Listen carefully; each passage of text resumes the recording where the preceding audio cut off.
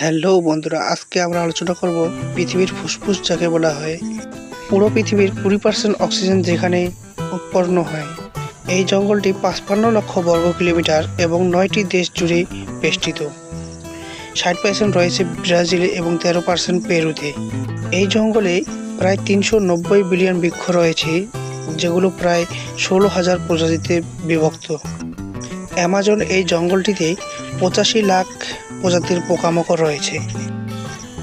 এখানে প্রায় 428 প্রজাতির উভচর প্রাণী এবং 378 প্রজাতির সরীসৃপ প্রাণী। আরও বিভিন্ন ধরনের স্তন্যপায়ী প্রাণী রয়েছে 427 প্রজাতির। অ্যামাজন এই জঙ্গলটিতে 300 এর বেশি অধিবাসী বাস করে, যাদের মোট নৃত্যগোষ্ঠীর সংখ্যা 10 লাখেরও বেশি।